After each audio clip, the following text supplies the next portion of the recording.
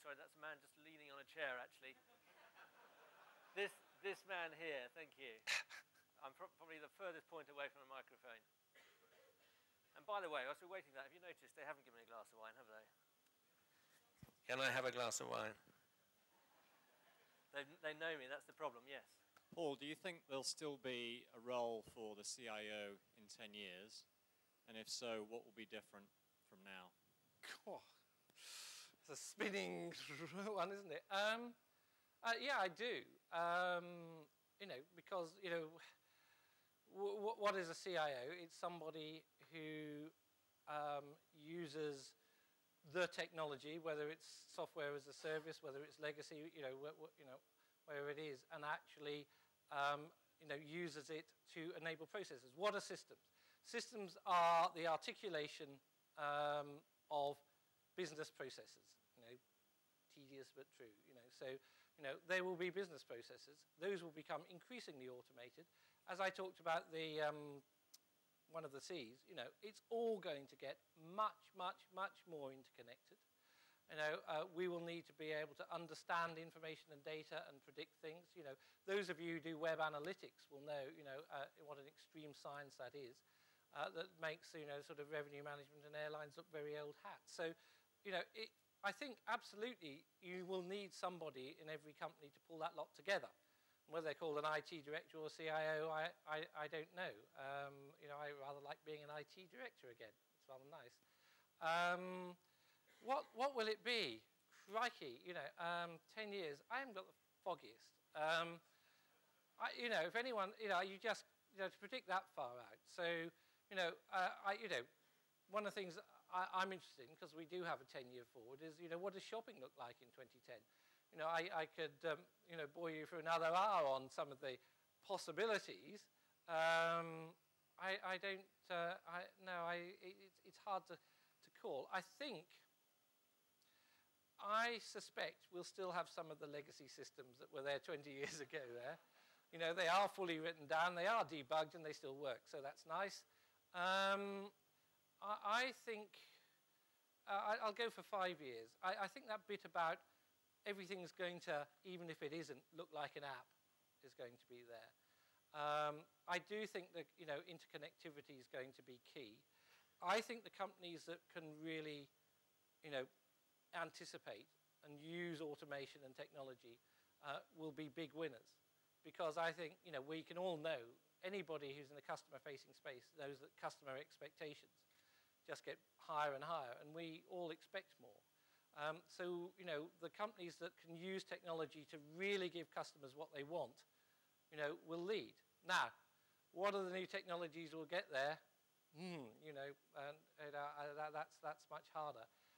It's going to be fun finding out, though, isn't it? Thank you very much. And the next question from the man here in the white shirt. Gentleman in the white shirt.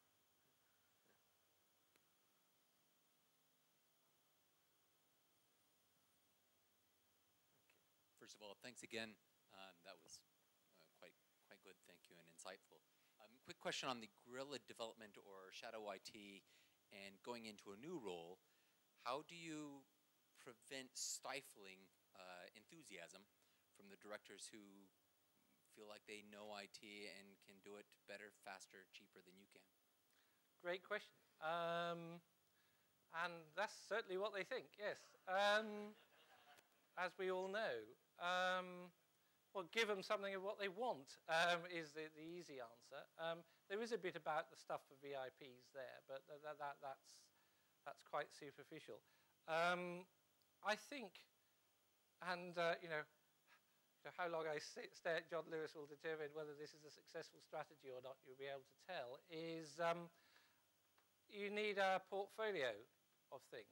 So, you know, we have enormous ambitions, there's no secret about that. You know, we talked about 1 billion online, we're opening new stores, we're going international. That requires some really, really heavy lifting. So, you know, job number one is to work out what that is and explain it to people and make sure nobody thinks that's a walk in the park and it's really easy. Because, you know, sort of, you know, business process transformation is difficult. I've also got some really big projects running. So they said, hi, Paul, welcome.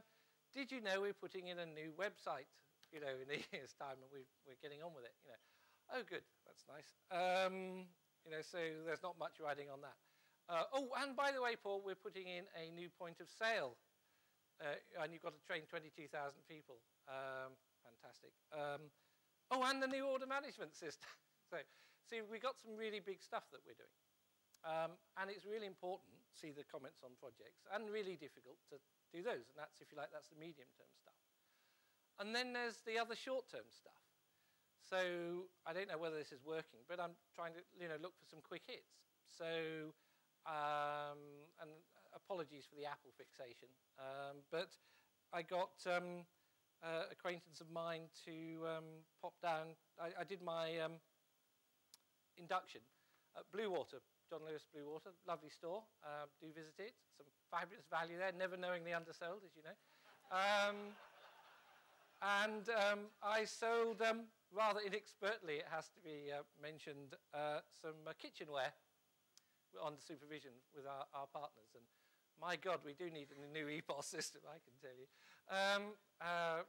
Kevin's is much more modern than mine. But so we, try the Apple Store thing, go and talk to people. We've got, John Lewis Online, well, maybe, you can't have everything in the store, but you've got a lot more online. Maybe that works. Try some things like that. Or, try some other experiments. We're looking at processes, because technology is heavy lifting. One of the things we worked at BA was the sort of anti-IT department, which is, new processes without having to do technology. As we all know, every system we've got is probably not fully used or fully functional. And actually, quite a lot of the problems that people have are process. So, we've adopted in our distribution depots lean principles, in terms of how you change things. So, the answer I'm trying is some quick wins, quick hits, which actually show we care, we're innovative, we love technology. We get a kick out of this stuff.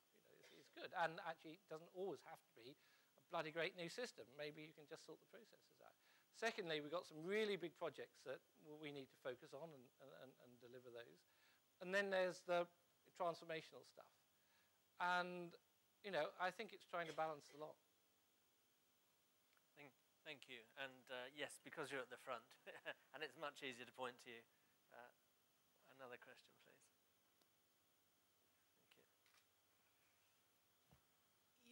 Talked about IT departments being outsourced, and you said, it's a very sort of, it's too strategic to think about short-term gains.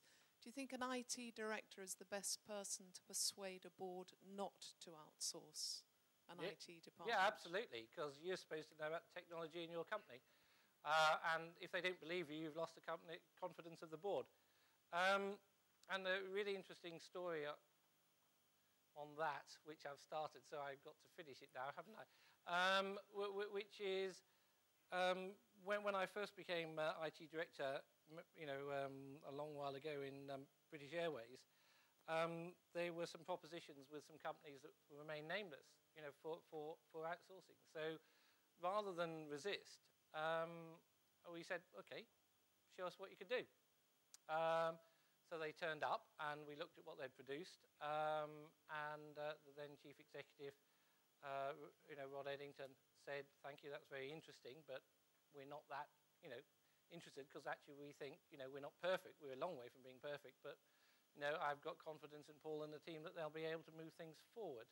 And I know that what they offered over the 5-year period was a certain amount of saving, and I know we delivered, I believe, more, including all the online stuff, and we made a greater saving. So presumably the difference was their profit. Now, I was lucky there, so I'm not saying it was, I think it's to do with the culture of your company. I think the other thing to say is